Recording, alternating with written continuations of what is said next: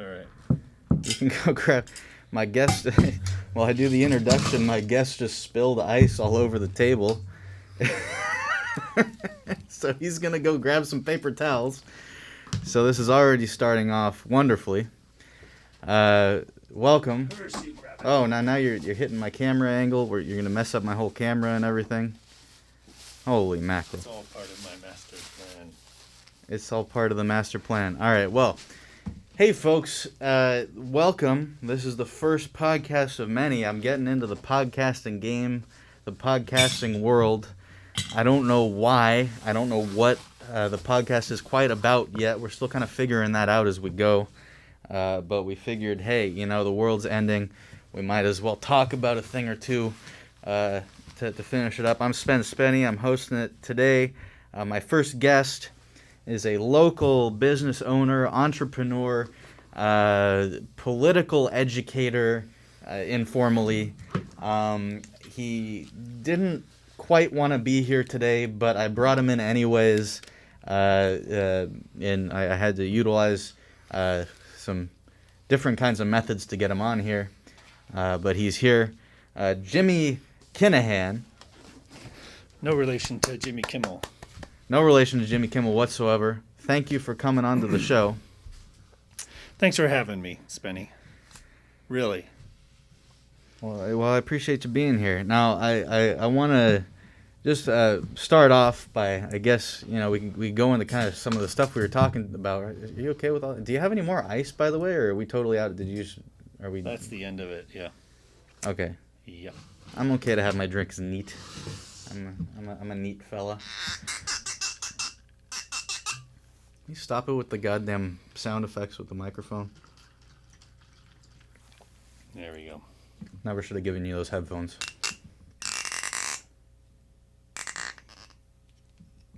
All right. So here we are drinking a little whiskey, having a nice little day. End of a long work day for me. I was out there digging ditches all day for the people. But Jimmy, I want to just jump right in and ask you a little bit about your business. You're a local business owner, local entrepreneur. And if you want to kind of tell us a little bit about working during this whole, pandemic, how it's affected your psyche, or maybe your workers' psyche or whatever. And, just give us a little feel. And what do you do? What is your business, by the way? If you don't mind me asking. All right. Well, I run the Quick Carpet Company down on Main Street. And, the pandemic's been hard, but, nothing an inconspicuous fire couldn't cure for, insurance purposes. Are you really saying that on? All right, continue. I just managed to keep it going. Employees have been able to hold tight until customers came back. The summer was hard, but now in the fall, people want to install carpet again and do all their home improvement projects. Everybody's stuck at home, sick of staring at that carpet. And so we've been getting calls. We got more carpet jobs than I have employees to cover. So I end up farming it out a little bit, but it's all worked out. So I've heard some people refer to you as the Carpet King of Springfield. Now, would you consider yourself a king? And do you support monarchies as a political structure and a societal structure, or what? What are your thoughts about the whole your Carpet King?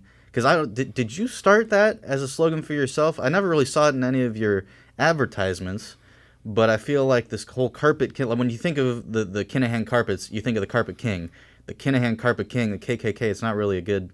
I mean, I know you didn't market yourself that way. So how did that come about? No, that's definitely something that's just happened organically. Whereas I position myself as having a very eco-friendly. I mean, this is the Bay Area. I've got eco-friendly carpeting, and I think maybe there's just some haters out there who want to troll me, but that's just kind of the modern world we live in these days. Speaking of trolling.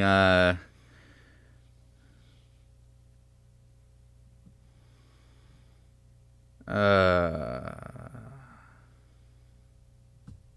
You're not going to get me to sing the Trolls song. Sorry. well, that's what I was hoping for. Speaking of trolling, how was your? So what have you been up to today, man? What's been going on? What's been going on in your life? You've been getting upset about politics, or right when I came in here, you were fucking bitching and moaning. I was like, hey, I'm just trying to have the guy come on a podcast because we talk about small business ownership, man. COVID-19, how to sustain, maybe give a little hope for the people, and you come in here with all this fucking negative shit. And I guess it might be, if it's something you want to go into. Personally, I'm kind of a nihilist myself. I'm not really, if I was gonna if we're gonna be voting for one party or the other, I would definitely. I'm not D or R. I'm more of N. If that fills in any gaps for you. But I don't know. What do you think about all the stuff that's going on, man? I guess there was a Proud Boy battle today up in Portland. You were telling me about. Yeah. No, that was a miracle, really, that Portland actually pulled off a peaceful coexistence of two diametrically opposed protest groups. But it sounds like they pulled it through. I was paying attention to it between carpet installs, just checking out the progress, because honestly, I feel like Trump is just using Portland as a petri dish to foment unrest and basically say, oh, Portland is what's happening everywhere, and that bullshit. So I just get kind of tired of it. I mean, I never you lived in Portland for a while, whereas I haven't. But it's a great city. I know love a number Portland. of people who live up there, and it seems like it's a place where two diametrically opposed philosophies could coexist with the proper, governmental navigation. I mean, Oh yeah, man! Right where I lived, I had a gun store, a gun sandwich spot. Never went in there. Not a big gun guy. I mean, I support Second Amendment, whatever, to some extent, or whatever. I don't want to get into all that, but it was a big we old. could get into that, boy. You want to get into the Second Amendment? I mean, I was just gonna say when I lived there was a gun store, and then right across the street was the weed store, and I was more on that side of the street most of the time because I didn't really need a gun. I'm handy enough with a knife that. Well, yeah. I mean, let me just say that the folks I grew up with who handled weed, especially the growers, they didn't have any problems with guns. That's the irony. You had these hippies smoking weed, but you had the guys growing it who had fucking AK-47s and dogs to protect their grow, right? So the funny thing about it is, especially in the Northwest, you've got rednecks growing weed to feed the potheads across the globe who are enjoying that pot. It's just dumb. And as far as guns go in the Second Amendment, now, have you ever taken pot? Believe me, what's kind of the funny story is when I was a kid, back behind the trailer, I was probably 9 years old, and one of my buddies had procured a little bit of weed, like a joint, and we lit it up and we're passing around, and I was like, yeah, what's the big deal? Why is everybody so excited about this, right? And so from that point forward, I was like, pot isn't a thing. Whereas it became a thing for people, especially as they got into it when they were older. But I think because I was introduced to it and not really impressed, that I didn't become a pothead per se, but I just sat as an observer. Now, have you ever smoked 2 joints after you're really hammered, and you're damn near getting out of your body, and you put on Jimi Hendrix Electric Ladyland, and maybe you got a little computer right there, and you put on just a 10-hour visuals of ocean, BBC nature oceanscapes, and you're just listening to that Electric Ladyland go on, those solos, and just feeling that. You ever got into get that level of weed smoking in you? No, sadly, especially when you're talking about combining booze and pot. Oh yeah. I just fall asleep. Oh well, That's here's just me, man. I feel it. No, here that'll happen, but I guess it's different for everyone. But for me, see, it used to be bad for me where if I would smoke weed after I drank, it was almost guaranteed puke. so I kind of stopped doing it for a while. But not as I've gotten older, and I've been able to kind of tolerate booze and pace myself with booze. Not really like taking shots, partying, college status, whatever. Getting that there's this perfect. I don't even know what to call it. I need to come up with a name for it, but it's just like that perfect convergence. It's like, because if there's too much booze in the weed, and or too much weed in the booze, but there's like this perfect point if you get the right exact amount of them, that it's almost like it's what like the Buddhists are trying to get to with the enlightenment, the spiritual meditations and whatnot. It gets you to a place, and you get the right music going and the right vibe. Anyways, I feel like this is as a local business owner and father, this might not be your cup of tea, so we can get off of this one. Yeah, But I mean, what's funny though is, as a local business owner, people approach me and understand that, like, yeah, I know the people at the city, and we've got people coming into the shop from all walks of life and all levels of the government, and so they'll approach me and say, "Hey, Jimmy, I want to open a pot shop, and the town has got a couple permits coming up. Like, can we do this?" And I really seriously consider it. But when it comes down to it, why not? Why wouldn't you? well, that's the thing. I'm a father, right? And while I'm comfortable with my family, knowing my kids knowing me as the carpet guy, the town carpet salesman, I'm fine with that, but I really wouldn't want them growing up with people referring to their dad as like the guy who runs the pot shop. No, see, that's what I'm. We might have a strong disagreement on this, because that's personally what I think would be an important part of the change as a whole. Because here you are, you're a carpet guy, but we're here drinking whiskey and whatnot. And, I know you were in the convenience store business for a little while and had a little booze slanging. So, when it comes to, and I've had this argument with people saying, oh, you shouldn't smoke when there's kids around. And I get it, like, you want to be blowing smoke in a kid's face. So, that'd be messed up. But, if a kid's seeing people drinking booze at a party, the 4th of July barbecue or whatever, and there's some booze floating, the grown-ups, so it's like it's a grown-up thing, I feel like that it falls into the category of grown-up stuff, doesn't it? And it's not necessarily a bad thing. That's just where, I don't know, I feel like there's a lot of money to be made, and especially how legit it's going now, and the opportunities there are. It might not be. There's worse businesses you could be into. You could be in a waste management consultant or whatever. Yeah, there's that. There's that, definitely. But no, I think when it comes to pot,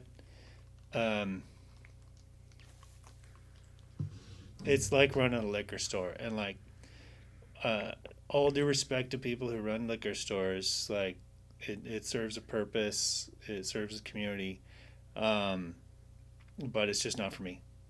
I'd rather sell carpets. All right, fair enough. We can touch more on that later, because you might have just opened Pandora's box. So I might really start hounding you, because I got some partners. I know you've been approached by other people too, but they might not have the same kind of pull over you that I have. If you know what I'm saying. Yeah, I understand. So we might have to have a talk after this. Anyways, hey.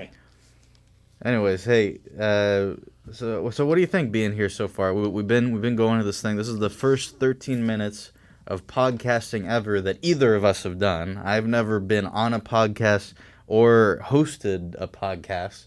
And I don't even know how you really got me here. This is absurd. I mean, what is this all about, man? We both know how I got you here. Yeah, no, we don't. But let's just keep moving on forward here. What are we? What is the purpose of this podcast? Like, what are you hoping to get out of this? Well, I want there to be information out there for the people.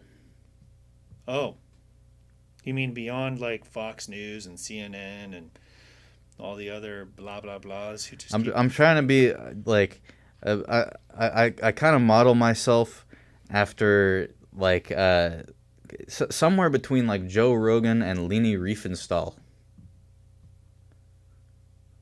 I know Joe Rogan, but what? I'm just So kidding. this is my age. Well, actually, that she was before your time. We're not going to go into that. Anyone who sees this and gets that reference is probably going to out me as Man. something bad later. But yeah, no, basically, and you know, forget about the whole Joe Rogan whatever in the podcast. That's not what I'm trying to do here. You know, I told like three. No, you know what? I I told a messed few that people. up because I'm really terrible at names. I was thinking Seth Rogen. Yeah, I don't even know who Joe Rogan is. you don't know who Joe Rogan is? Nah, man. He's got like the top podcast like in the country, Nah. millions. He. All right, That's what I'm saying. Like podcasts, really? Are you trying to make up for something? Like, why is your mic so much bigger than my mic? I mean, look at this mic. Look at that mic. Well, I couldn't. Okay, what? So now you're gonna fucking attack my budget? This is my first podcast. I don't have the budget for 2 fucking condenser mics. I only have 1 condenser mic. That mic was great. That mic actually that you have right there. If you want to like model it for the camera, if you could. I mean, you don't have to. I'm not gonna make you do that. But oh, thank you. This microphone. You can see it says Radio Shack on it. Is Radio Shack even still in business? Do they still exist? No. They're totally gone. Gone. So that's like, okay. Not only.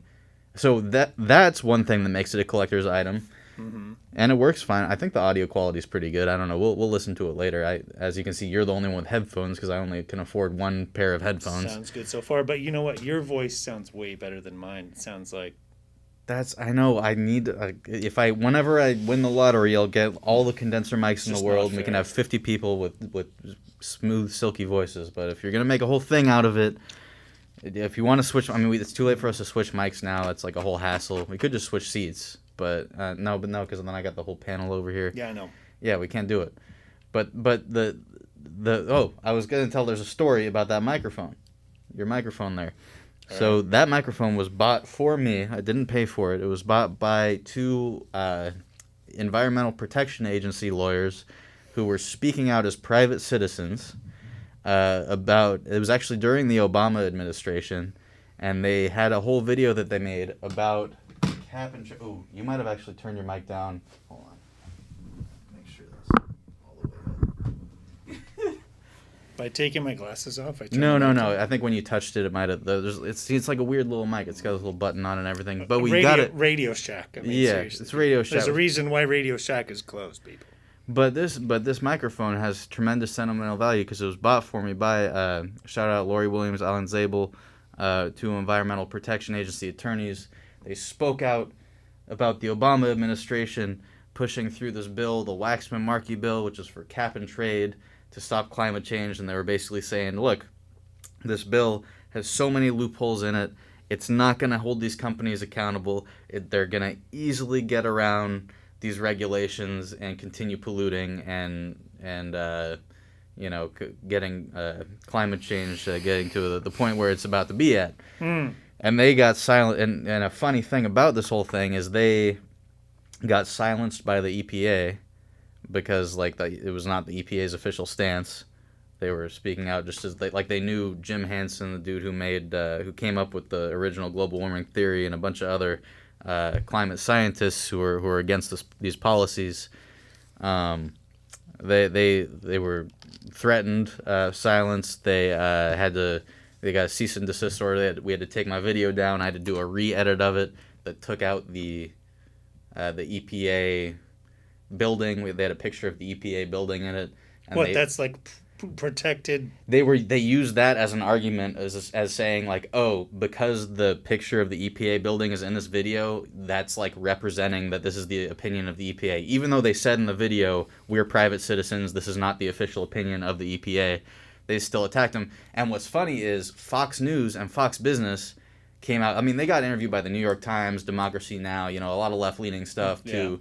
And moderate stuff and whatever. But yeah, Fox News and Fox Business interviewed him too and just wanted to play up the angle of how it was like Obama's EPA silencing, private citizens. But then when they interviewed him, they didn't they edited it very heavily, so the focus of what their message was actually very minor because of course they don't want to play up the fact that they're saying, oh, this under Obama, it's not doing enough to combat climate change. Right. Because, climate change is a hoax, as as all the right wingers know.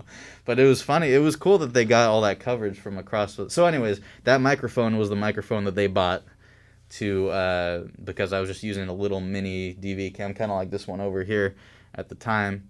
Wow. And so we just had to plug it in. We set it up in front of them to get a good audio feed for the video. Oh, the Obama years. Man. Talk about being sentimental. You're telling me. 8 years of like recovery and optimism and like veiled racism.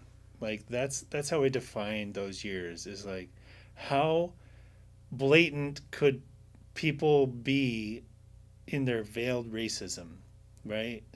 Like the Obama years were just, they didn't like him because he was black, right? Flat out. Quit lying. Just admit it. Just be honest with yourselves and your constituents. You're a fucking racist. Well, at this point, they do admit it, and they're proud. I think we're well past that point. Well, it's just ridiculous. I mean, even the president now, the Trump, like everything he does is an example of his inferiority complex to Obama.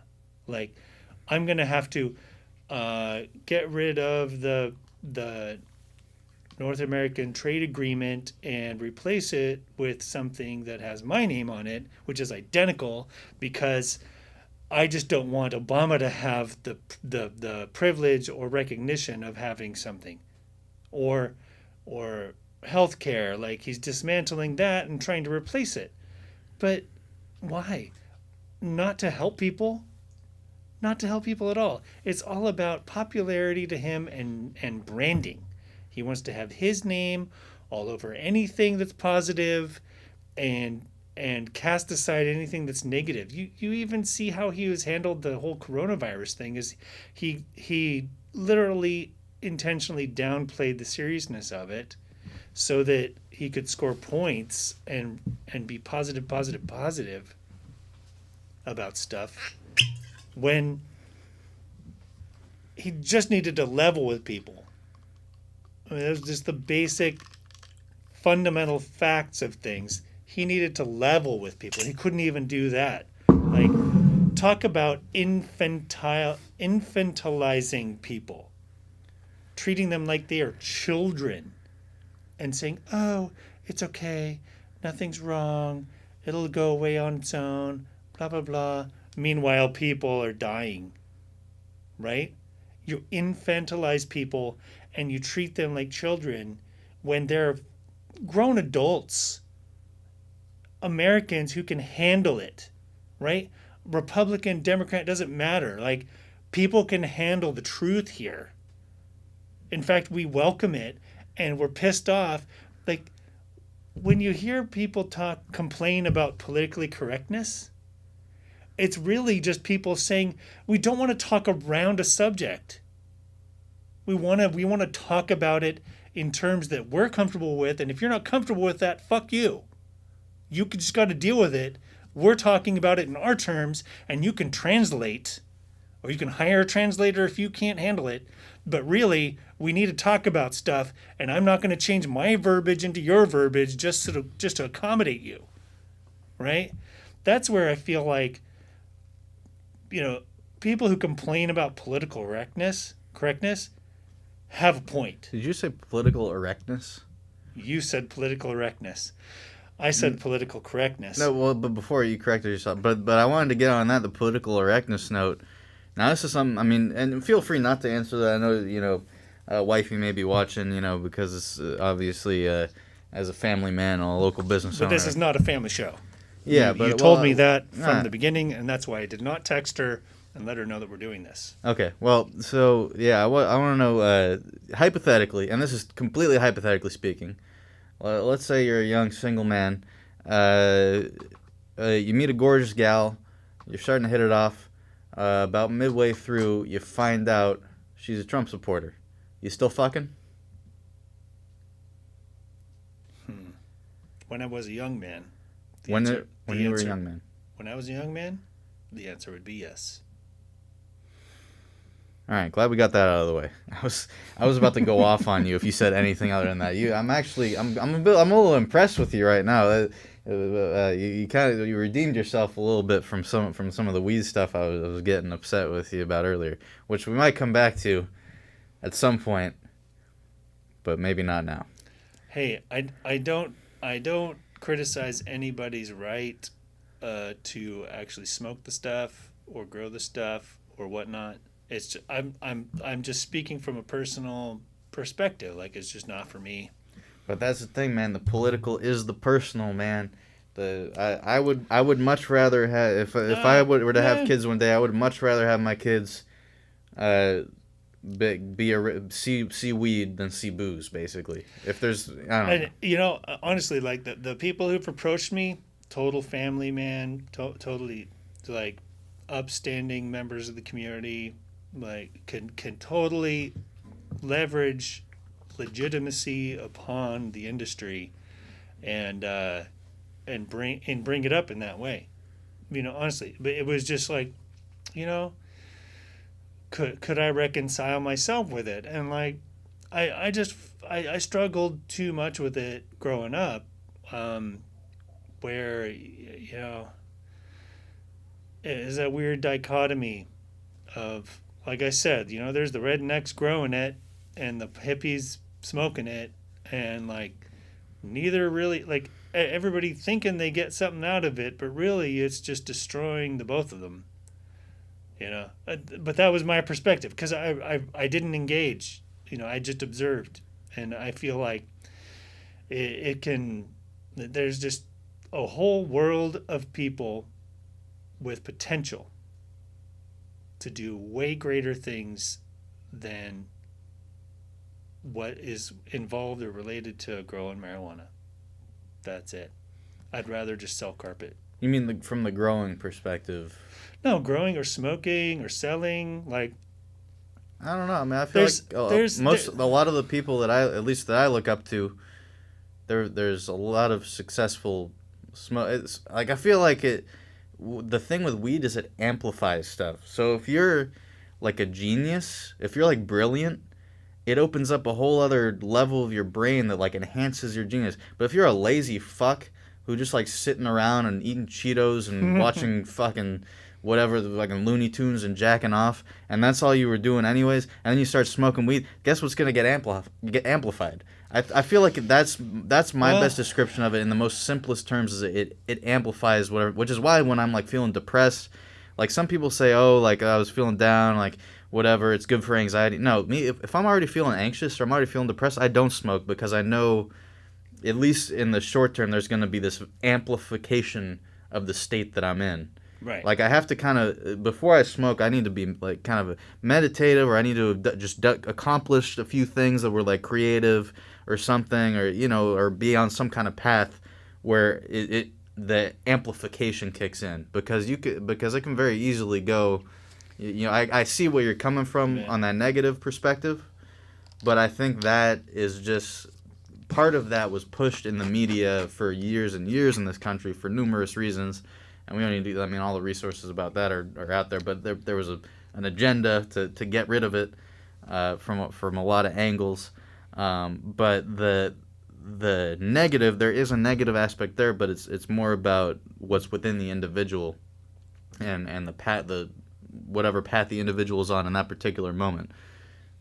But to each his own. You don't want to get into you don't want to make a bunch of money, bunch of untaxed. Oh, heavily taxed. What are you talking about? Well, we'll talk off camera about that, but Well, so everything you just said is also true of alcohol. Like, if you're in a bad mood and you drink alcohol, it's only going to amplify your mood and make you madder. If you're happy, I find the opposite. When I'm pissed off, when I get fucking drunk, I'm like, I guess it's like I'm happy to be pissed off. So it's like it's fake happiness. Maybe that's I don't know. well, it's the human brain, right? Yeah. Like, this is the weird shit that happens to our brains when we're on mind altering things. I mean, like I said, like marijuana, there's nothing wrong with it. Taken in moderation. Some people turn it into a lifestyle. Some people self medicate. and then they don't achieve their full potential, and that's a shame. And it's true of any drug, alcohol, whatever. When people are self-medicating or soothing themselves, I feel like it's just not achieving their full potential.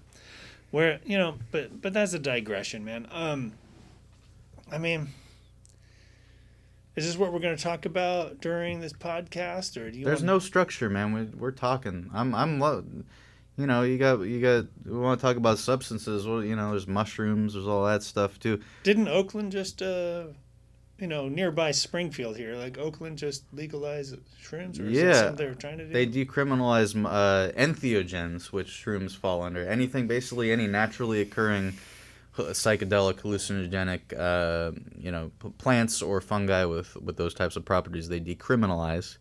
And I think Denver did it too. Good and for them. Yeah, I think I like that stuff, but that's the whole thing. It's like. For that type of stuff, it's like once every couple of years for me at most, and I really have to be careful about who I'm around when I do it. Yeah, it's like a. Well, there was that incident.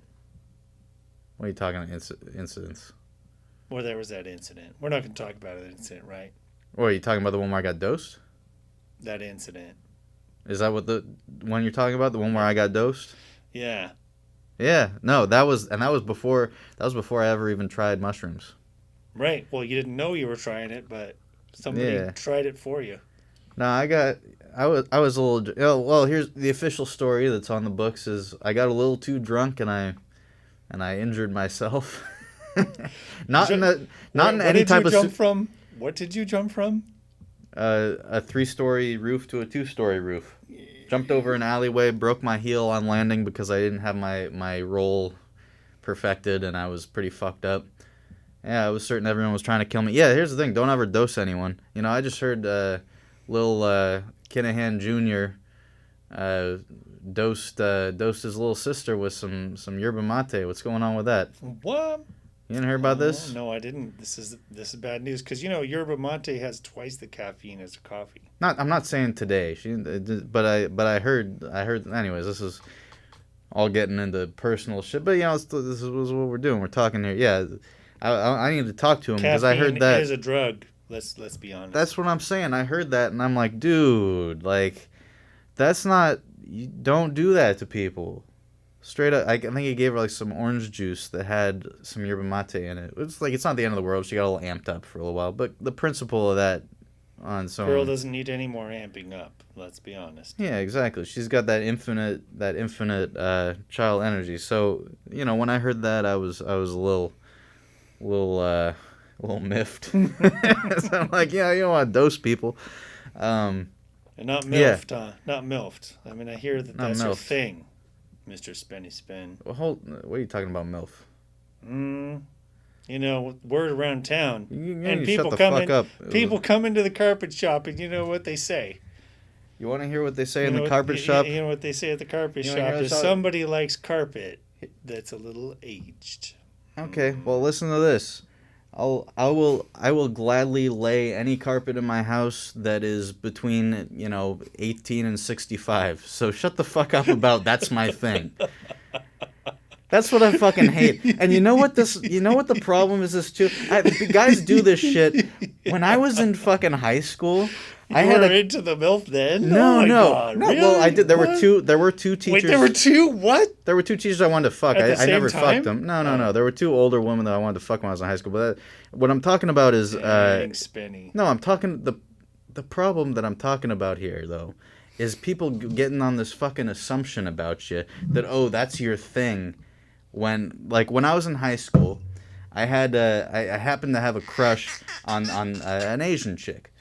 And so then all of a sudden, it was like this weird thing. And most of my friends, majority of my friends were Asian, but there was this whole, it was like this inside joke about me. Well, you went to that high school where, the majority of people there were Asians. So. Yeah. And so, but it turned into this thing where, anytime a fucking Asian girl would walk by, then my friends would turn to me and they would go, Spencer. And it's just this fucking annoying shit the guys do. And I get it. It's funny. I get It's true. I'm okay with ball breaking, but I'll it's like side with so you. now I'll so side now with the thing is, oh, he likes the older ones. It's like, no, yeah, but, you know, honestly, I enjoy the company of gals who have a little more wisdom than me. I think it's interesting. You learn different. You teach them different stuff about our generation, and it's fun. And I'm sure it'll be the same way for me with in a few years with the 20-somethings. You know what I'm saying? It's the same shit. Oh yeah.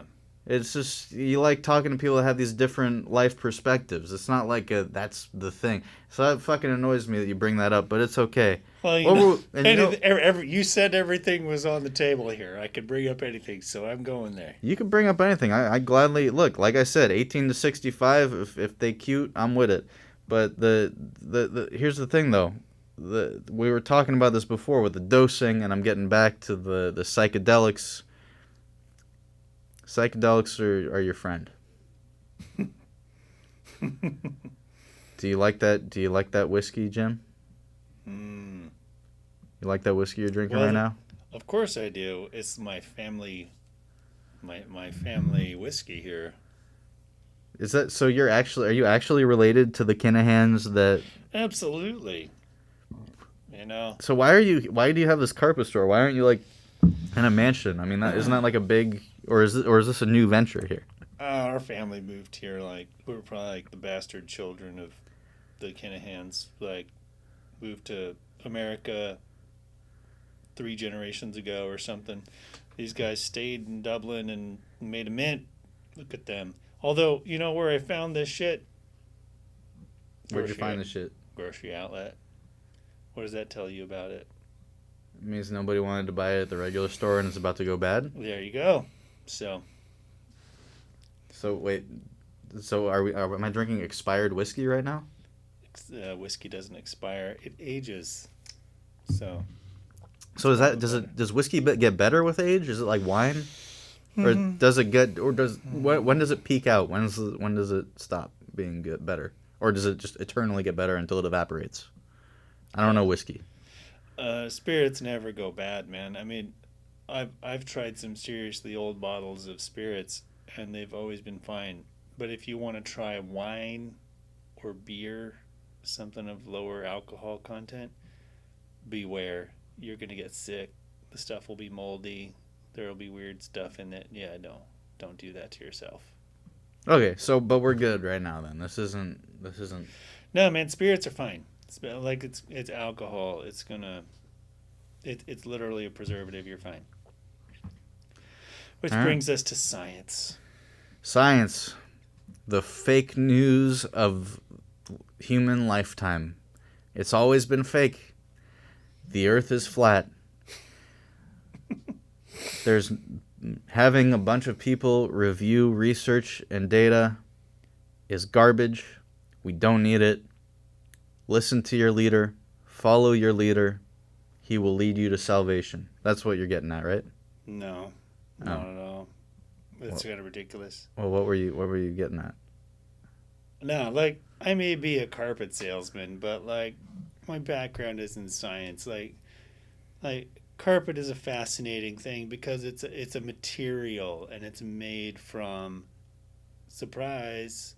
It's made from petroleum products, and so like an honest person who's going to be understanding of the entire value chain of what they sell, plus having a scientific background, I know this petroleum product of carpet, it came out of the ground, it got mined, some part of it got turned into fossil fuel, some part of it turned into gas, some part of it turned into methane.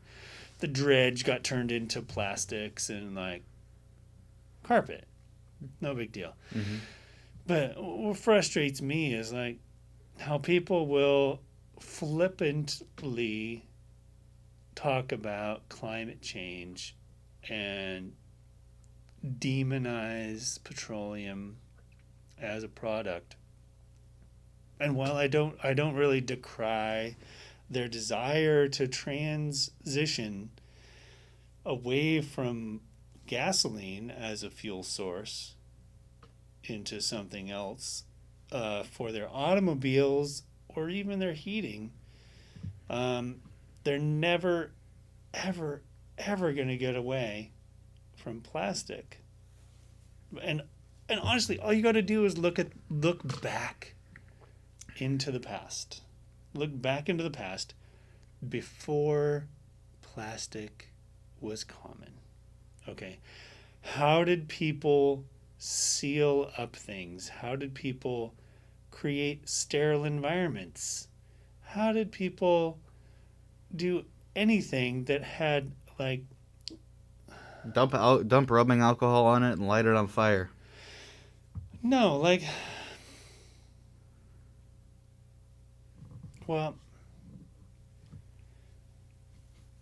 plastic has its place and its purpose, right? Like you're not gonna.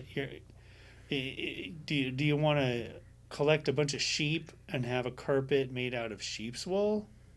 And what kind of harm is that going to cause? Like how many acres of land do you need to have in Ireland? My great granduncle was a sheep thief. Actually, I just learned that earlier today. Oh, really? Yeah, we'll talk about that on the next podcast. But Okay. You have to share that and like maybe have some other family members on your podcast to explore that. maybe I will. Yeah. But like the natural fiber of wool to turn into a carpet, extremely expensive. Most people wouldn't be able to afford it, for one. And two, there'd be extreme environmental damage from the amount of sheep it would require to feed on some land to produce all that fiber, right? Whereas you could just ooze out some synthetic fiber from some petroleum leftovers into some carpet that could be used in your home that doesn't off gas because it's been treated properly, because that's how our company works. And yeah, like petroleum's always going to be there. Petroleum, what's the syringe for your immunizations made from? Plastics. The test tubes in medical science, glass, plastic, rubber, things like that, is they all go together. You're never going to get away from plastic. You want to seal something in plastic wrap. Before we had plastic, what did people do? They wrapped it in wax paper. It didn't last that long. Are you telling me that that plastic is like the deep state of chemicals? No, plastic is the unavoidable thing that you just can't get away from. The alternative is impossibly detrimental to all of human society. Wow. It's a regression. It's a fundamental regression. So we're fucked? Think about it. Like, we fucked ourselves. No, you buy stuff at a grocery store. It's wrapped in plastic. It's wrapped in plastic. Why? To seal it away from pathogens, so that it doesn't get infected with bacteria and rot or get a person sick, right? And it does that effectively, right? Can any environmentalist name me one single product out there that's as effective and cost effective to replace it? The answer is no. Metal. No, it's too expensive. Precious metals. Even glass, it's all way too expensive. Plastic is cheap. So, cry as they might, it's not going away, right? Like you can work around it. You can come up with alternatives. Like my wife has gotten really into silicone. Silicone is a good alternative. I don't even know what it's made. What the fuck? What are you telling me? No, but like hold on. She got what? Not implants. I know where you're going, you perv. No, Well, I'm asking. I mean, you talking. Oh, my wife with the silicone over here. Silicone for like sealing a bowl of leftovers. Oh, okay. okay. A silicone covering on a bowl. Silicone. I got a one-track mind, and you bring your goddamn family whiskey in here and get me all fucked up. So there are some alternatives. renewables are a way to look at things. I mean, I gotta say, like, I like to sell carpet that it either lasts a long time, so you don't need to replace it so frequently, or something that is renewable. You know, if it's a renewable, then you could replace it in a few years and feel good about yourself because yeah, it may have expired after 5 years, but it was installed with the intention of being renewable, and you knew it, and then we put in something new after 5 years, and you're good with that, you know. But I mean, that's the kind of world we live in. You can have renewables, but it means more frequent replacement, or you have something like a plastic that lasts forever and displaces the renewables, but also displaces anything else like itself because it lasts so long. This is some of the most informative shit I've ever heard in my life, but I'm too fucked up to follow this. You realize we're talking about perishables, we're talking about informables, we're talking about plastics, we're talking about latex, we're talking about ultra thin, ultra lubed ribbed latex. And here's the thing. Yeah, just don't reuse those. Those are not reusable. What are you talking about that you're not reusable? You can get at least like 5 or 6 good rounds Yeah, no, out do of one. not listen to that man. All right. No, no way. No way, people. Whatever, man. But I mean, like, hey, you want to talk about the floating trash pile out in the ocean, right? That's where you're going with this. I don't want to talk about the trash pile in the ocean, man. I've never. The last thing I want to do. Good. Then is we're get talking people worried. About it. Oh, sorry. The last thing I want people to do is get worried, you know, because I want people to come here to this podcast to escape their worries. No. I want them to. What? No, this is where you face the reality. This is where you face the like. No one wants that shit. That doesn't sell. No, like, okay, I want to everybody tell. else is just telling you bullshit. Like, really, honestly, like, okay, guess what? The ocean is full of plastic, and the fish are eating it. And every time you eat a fish, guess what? You're eating plastic. Stop it, man. I don't want to hear that because I like sushi too. Me too. But you know what? Get over it. You're going to survive. Like, honestly, we live to be 85, 90 years old. Only, like, how long ago people only lived to be 65? That was the whole reason why Social Security was set at 65. We're living way longer than we used to. Be happy that you live beyond 65, even when you smoke cigarettes, smoke weed, drink alcohol. Weed cures cancer. And eat fish that has plastic in it. Because guess what? You're still living past 65. That's a blessing, right? That's a blessing. Anybody who lives past 65, it's a fucking blessing. I know, that's great. Hopefully I'll make it to some age. But here's the thing, man. I don't want people coming here and listening to this goddamn trash talk.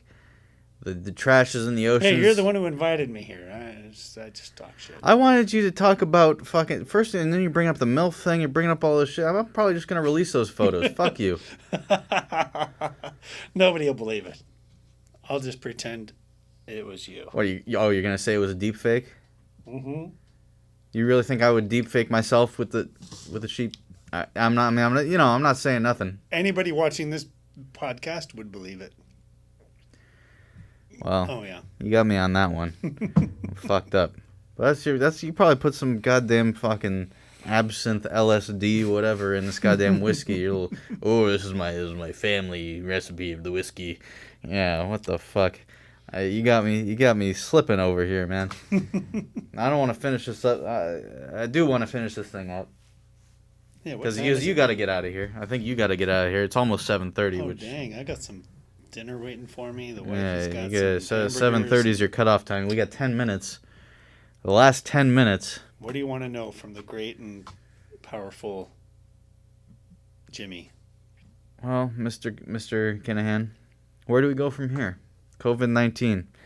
It's we got a whole economy. You're starting. You have a business well established, but some of us young fuckers out here are trying to start our own little businesses. What would just be some generic generic but not too generic but not platitudes, words of advice to based on your own experience and the knowledge that you have gathered from running your business in this pandemic. What would you say to the younger folks out there who are trying to start up their own venture, such as yourself, whether it's carpets, whether it's selling weed, selling booze, selling shoes, selling shoelaces, selling shells by the seashore? Because you know she sells seashells by the seashore.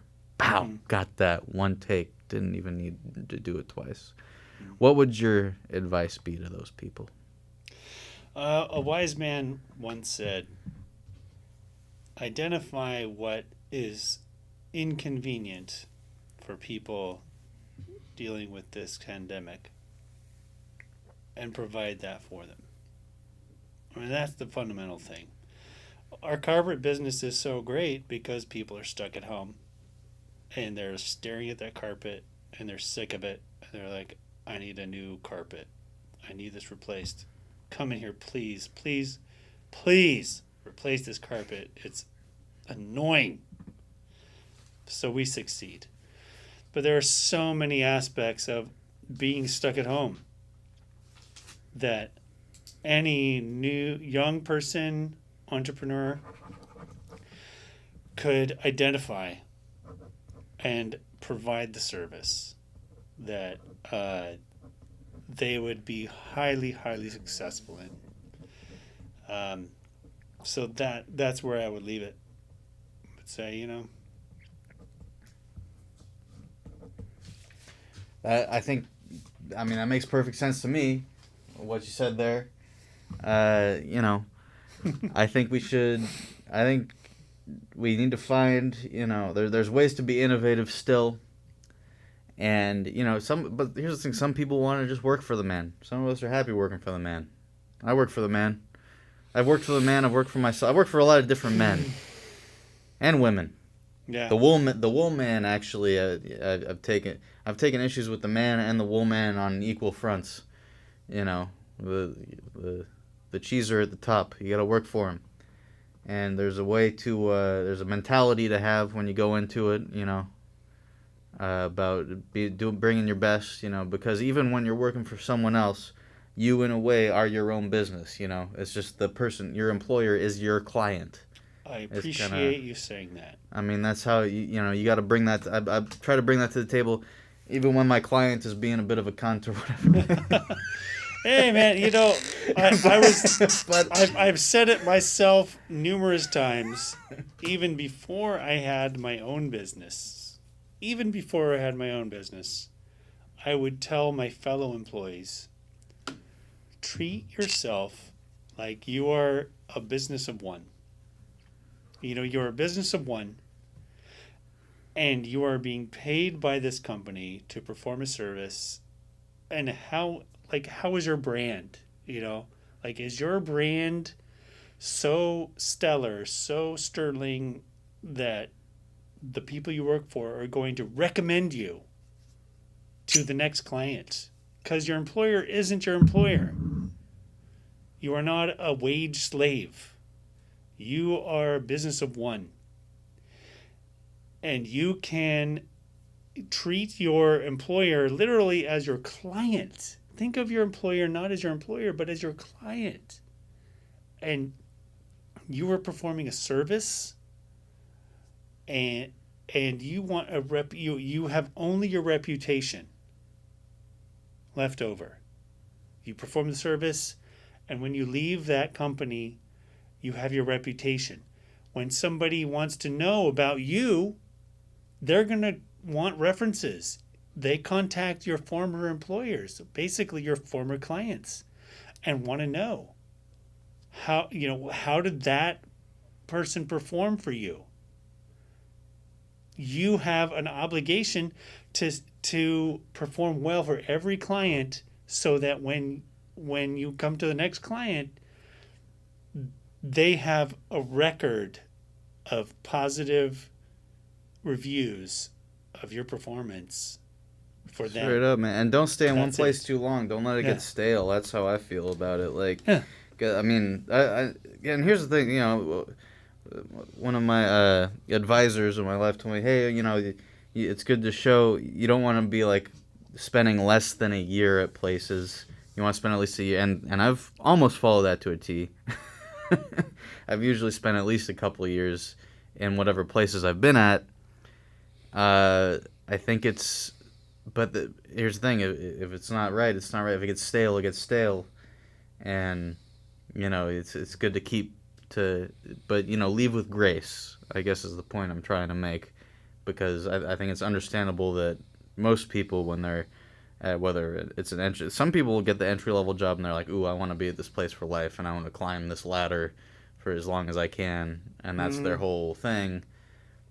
That's certain people. Me personally, that's not my personality. I'm more of a free agent. I feel like a free agent. I feel like I like just hopping around in all these different roles. 1 second I'm doing this lawyer shit, the next I'm fucking making coffees, the next I'm installing carpets at some asshole's carpet store. But but it's I think I'm getting a little off track because I'm a little drunk. But the point is just to bring your best to it, and even when they really piss you the fuck off, you still want to bring your best, and then figure out the next move, the next maneuver, and with them incorporated, because you know what, we all get on each other's nerves sometimes. Well, here's another thing. You gonna switch to me? I'm on the camera. Oh, you're on, man. You don't have to give me camera cues here, man. So, here's the funny thing I've noticed about some, well, maybe like family members, or just some people who have come across, because I've seen, as an employer, I've seen so many resumes, so many applications. Honestly, cull your history, cull your references, only present your best, like, and make it appropriate to the job you're applying for, right? Like, if you want to apply for a job at a carpet installation company or a carpet sales company, like our carpet company, then emphasize your sales experience or your installation experience. Nobody needs to know about the bullshit you did volunteering for some social, social, whatever. Social media marketing for whatever. Like relevance is important. Relevance is important, and if you had a bad experience, if you left an employer with like a bad experience, don't mention them. Nobody needs to know about that. You don't want them calling them up. But I feel like that's common sense. No, but that gap. Is that honestly, not common sense though, or do people put up references that apply for places in your company, and you call them and they're like, "Oh yeah, that guy came in and like took a dump in the showroom floor or whatever." No. But like, I often question like why people list certain things on applications when they really shouldn't. It's like, okay, you're applying for installation of carpet. Why do we need to know about how you volunteered for this, or are a proponent of that, or your social, but hey, you know what? The flip side of that coin is you are interviewing your employer. You're interviewing your future client. It's like Larry David. You got to flip it. They're asking the questions. They're up here, and you're answering. So you're down here. But then you start asking the questions, and they start answering, and then you're up here. You flip it. That's some classic Larry David wisdom right there. I don't know who Larry David is, but he's nailed it. Is you need to put your interviewer on their heels and start interviewing anybody that you get interviewed by with interview questions, because you want to know, what kind of job am I getting into? What kind of client am I going to have? Do I even want to have this client? Am I going to enjoy providing a service to this client, or are they going to just fuck me in the end? Because I'd rather not work for that client if they're going to fuck me in the end, so just leave them and go to the next one. Because you know what? But what if you're a prostitute and the whole point is for him to fuck you in the end? I think you know the answer to that question. Hey, Mr. Hey, Jimmy. like and subscribe. Like No, and no, no, no, no, subscribe no. because this is No. YouTube. Hold on and a second. everybody Stop. likes Stop. Stop. Stop. Stop with and the likes. No, I'm subscribes. serious. I'm being serious right now. No, wait, Stop. wait. Hey. Is there like, okay, like and subscribe? No, Like and subscribe? Jimmy, I'm gonna have to cut. Jimmy, it's done. Jimmy, Hey, let do I me. get to Jimmy, tickle the Jimmy, screen? Jimmy, I'm tickling the screen. Jimmy. Like It's not and there. subscribe? It's not there. And I'm glad that you said that though, because I want to bring up a fucking point that's very important right now, and it's very personal, deeply personal to me. Okay. Fucking like and subscribe. You don't fucking say like and subscribe. All right. When I Really? first got into YouTube, back in my day, I'm talking 2005, 2006. That's when I got YouTube back in 2006, 14 years ago. There wasn't even liking. There might have been subscribing, but it wasn't what it is now. It was a different kind of thing. But you made your video. It was up there. People watched it, and if they liked it and they subscribed to it, they would like it and subscribe to it. You know when this like and subscribe shit started coming around? YouTube started putting out training videos for YouTube creators on saying, "Oh, it's better if you put at the end of your video like and subscribe." Here's the thing: anytime I see a video where they say like and subscribe, maybe this is just me being an eccentric and an anti-establishment whatever. I don't want to like and subscribe when you're telling me to like and subscribe. It pisses me off, actually. Don't like. And No, because then don't you're trying to do the subscribe. reverse psychology thing. It's like you think you're smarter than them. Just stay away from all the like and subscribe shit. It bothers me. I had a video. Hey, that button. Don't push it. My video, man, back in my day, scraper bike. You seen it, man. Back in the days, that shit fucking went viral. We didn't tell anyone to like and subscribe. It just was there. So, you leaving? You're getting out of here? Jimmy, it's been so great to have you here. Thanks, everyone, for watching. Do whatever you're going to do. Live your life. I fucking love you guys. If you want to see more of this shit, you know where to find me. No, don't listen to him. You probably can't even hear him on the mic, but he's yelling those words that I just talked about that are not cool. So hey, adios, my friends.